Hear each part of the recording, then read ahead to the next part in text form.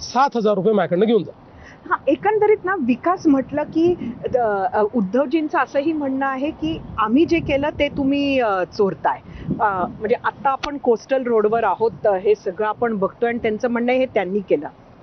असं आहे की राईट ब्रदर्सनी विमानाचा शोध लावला. विमान तर पुष्पक विमान आमच्या रामायणात होतं. मग राईट ब्रदरला का बरं तुम्ही त्या ठिकाणी श्रेय देता? ते तर सगळं श्रेय रामायणाला गेलं पाहिजे आणि रामायणातलं पुष्पक विमान हेच खरं विमान आहे असं आपण म्हटलं पाहिजे. बघा, अतिशय बाळबोध आहे. मुळामध्ये हा जो कोस्टल रोड आहे ज्याच्यावरनं आज आपण चाललो आहोत, संकल्पना जुनी होती. एका निवडणुकीत त्यांनी पिकअप केली, आम्ही कोस्टल रोड करू म्हणून सांगितलं, 7 मध्ये सांगितलं, काही झालं नाही. मग आपले पृथ्वीराज चव्हाण होते. पृथ्वीराज चव्हाण साहेबांनी सांगितलं माझा ड्रीम प्रोजेक्ट आहे. तिकडे वरी सरकार खाली सरकार होतं, काही झालं नाही. मी मुख्यमंत्री झालो.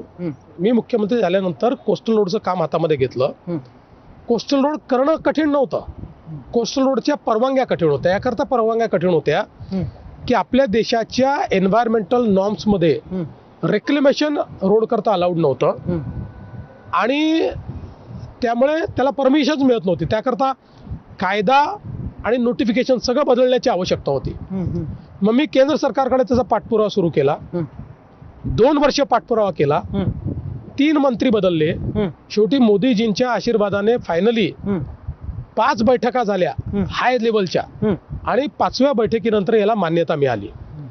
शेवटच्या बैठकीतलं सगळं क्लिअर झालं होतं. त्यांनी एका गोष्टीवर अडवणूक केली होती की आपण ही जी सगळी कोस्टल रोडचा प्रोमनाड वगैरे जो सगळा पाहतो, त्यांचं असं म्हणणं होतं की कोस्टल रोड केल्यामुळे जवळपास त्या ठिकाणी तुम्हाला 250 एकर खुली जागा मिळणार आहे आणि इथे जागेचा भाव 2 लाख रुपये स्क्वेअर फूट आहे.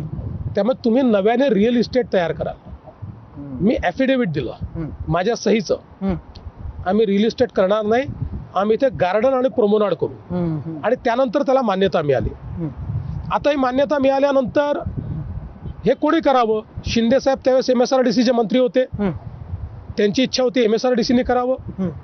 MMRD आता करायला तयार होती आणि उद्धवजींचं म्हणणं होतं की मी याचं मागे प्रेझेंटेशन दाखवलेलं आहे, त्यामुळे हे महानगरपालिकेला करू द्या.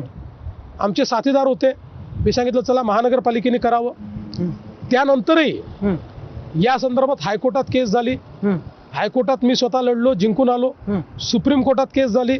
सुप्रीम कोर्टात लढून त्या ठिकाणून जिंकून आलो, काम सुरू केलं. आता एक दिवस अचानक मला न सांगता उद्धव ठाकरेंनी याचं भूमिपूजन केलं. भूमिपूजन तुम्हाला न सांगता केलं, मला न सांगता केलं, मला न बोलवता केलं. आणि मला BMCच्या कमिशनरचा फोन आला. ते म्हणाले साहेब अशा अशा प्रकारचं भूमिपूजन त्यांनी ठेवलंय. आम्हाला हे समजतं की ते कुठल्याही संवैधानिक पदावर नाही आहेत, त्यामुळे त्यांना ते करायचा अधिकार नाही. पण आपण सांगा, आम्ही पुन्हा भूमिपूजन करायला तयार आहोत, आपल्या हाताने भूमिपूजन घ्यायला तयार आहोत. मी त्यांना सांगितलं मला श्रेयवादाच्या लढाईत पडायचं नाही, करू द्या त्यांना भूमिपूजन. मी कोस्टल रोडचं उद्घाटन करेन. आणि अशा प्रकारे कुठल्याही संवैधानिक पदावर नसताना त्यांनी केलेलं ते भूमिपूजन आहे. त्यानंतरही त्याच्या अडचणी आम्हीच दूर केल्या. फायनली कोस्टल रोड पूर्णही आम्हीच केला. त्याचा पहिलाही टप्पा आम्हीच उद्घाटित केला, दुसराही टप्पा आम्हीच उद्घाटित केला आणि फायनल टप्पा आम्हीच उद्घाटित केला. सगळं काम हे आम्ही पूर्ण केलं. त्यामुळे ते जे श्रेय घेत आहेत त्यांचं श्रेय काय आहे? एक कधीतरी दाखवलेलं प्रेझेंटेशन आणि दुसरं म्हणजे मला न सांगता लपून छपून केलेलं भूमिपूजन. या व्यतिरिक्त त्यांचं काही श्रेय नाही. तुमचं कधी या भूमिपूजनावरून त्यांच्याशी काही चर्चा झाली का? नाही, मी तुम्हाला माहिती आहे मी अतिशय संयमी माणूस आहे. संयम हा माझा स्थायी भाव आहे. मी त्याच्यावर कधी त्यांच्याशी चर्चाही केली नाही, कधी त्यांना बोललोय नाही. एकंदरीत ठाकरेंवर मुंबईत BMC मधले भ्रष्टाचाराचे बरेच आरोप तुम्ही करताय, इतरही मंडळी करते आणि ह्याला तुम्ही कन्फ्युजन आणि करप्शन ह्याची ही युती आहे असं तुम्ही म्हटलात. पण ठाकरेंची सत्ता जेव्हा होती आणि तुमच्या बरोबर ते होते त्यावेळेला तुम्ही कारवाई का नाही केली ठाकरेंवर? पहिली गोष्ट अशी आहे की तुम्ही क्रोनॉलॉजी लक्षात घ्या तर ठाकरेंसोबत जेव्हा आम्ही सत्तेमध्ये होतो त्यावेळी महापौर पद त्यांच्याकडे आणि स्टँडिंग कमिटी चेअरमन पद त्यांच्याकडे. महानगरपालिकेमध्ये एक्झिक्युटिव्ह निर्णय घेणाऱ्या दोनच बॉडी आहेत, मेयर आणि स्टँडिंग कमिटी चेअरमन. आम्हाला काय मिळायचं, उपमहापौराचं पद किंवा एखाद दुसरं सदस्य पद. याच्या व्यतिरिक्त आम्हाला कधीच काय मिळालं नाही. सत्ता होती काँग्रेसची, काँग्रेसचं त्यांचं फिक्सिंग होतं. मुंबईमध्ये आम्ही तुम्हाला काही म्हणणार नाही, तुम्ही आम्हाला काही म्हणायचं नाही. त्यामुळे जे काही त्यांनी महानगरपालिकेच्या स्तरावर मुंबईचं फिक्सिंग केलं होतं ते काँग्रेसही कधी ऍक्शन घ्यायची नाही. त्यांना जे पाहिजे ते त्यांना मिळायचं त्या ठिकाणी.